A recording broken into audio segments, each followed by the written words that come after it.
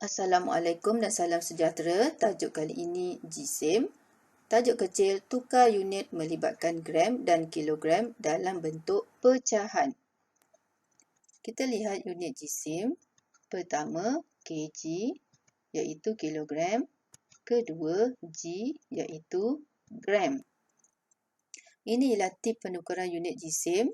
1 kilogram bersamaan 1000 gram. Kilogram tukar gram darab 1000. Gram tukar kilogram bahagi 1000. Kita lihat contoh yang pertama. Tukar 71/5 kilogram kepada gram. Jawapan tak dalam gram. Perkara pertama, kita akan tukar pecahan 1/5 ini menjadi perpuluhan. Caranya, bahagikan 1/5. 1/5. Per bermaksud bahagi. Jadi, kita dapat 0.2. Ini bukan jawapan akhir kerana 7 kita akan tambahkan dengan 0.2. Jadi kita dapat 7.2. 7.2 kilogram kita akan tukar menjadi gram. Kita lihat tip. Kilogram tukar gram darab 1000. Tuliskan darab 1000. Baik, kita akan gerak titik ke kanan 3 langkah kerana ada 3 sifar pada 1000. 1, 2, 3. Jadi titik sudah beralih tempat. Tempat kosong itu kita boleh tulis sifar-sifar.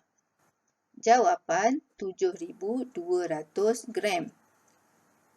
Baik, ini cara yang pertama. Cikgu akan tunjukkan cara lain untuk menukar 71/5 kilogram kepada gram.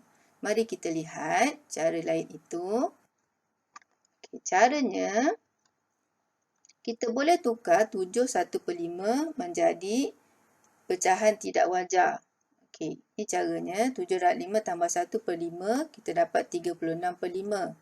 Kemudian, 36/5 kita darab 1000. Kenapa darab 1000? Kerana kilogram tukar gram darab 1000. Baik, kita selesaikan. Dapat 36,000. Kemudian, 36,000 kita bahagi dengan 5. Jadi, jawapan dia 7200 gram. Sama seperti cara yang pertama tadi. Baik, kita lihat contoh kedua. 4/7/10 kilogram tukar kepada unit gram. Caranya, seperti biasa kita tukar 7/10 menjadi perpuluhan. Kita bahagikan 7 bahagi 10. Jawapan 0.7. Jadi, kita tambahlah dengan 4 di hadapan itu. Nombor bulat tu ya. Jadi, jawapan 4.7.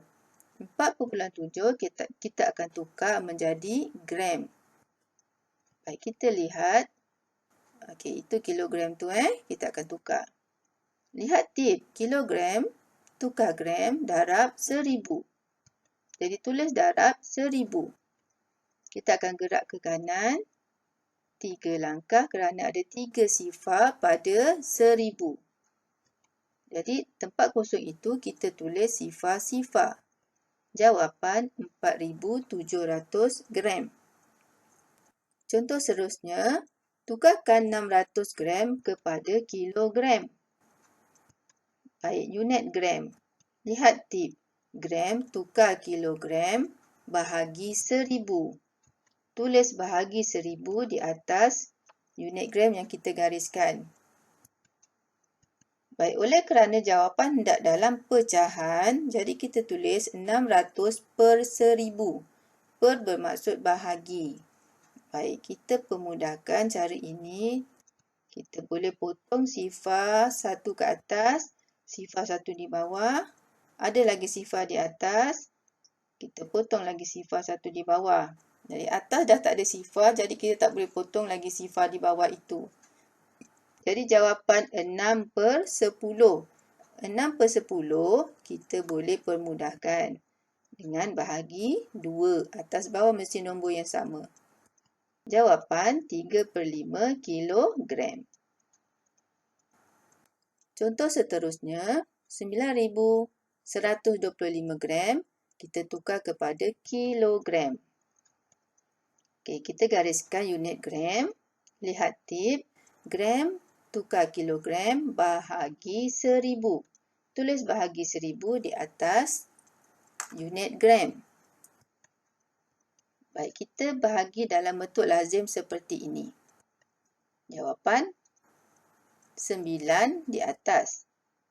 Lepas tu ada baki 125. Kemudian 1000. Cara baca 9 125 per 1000.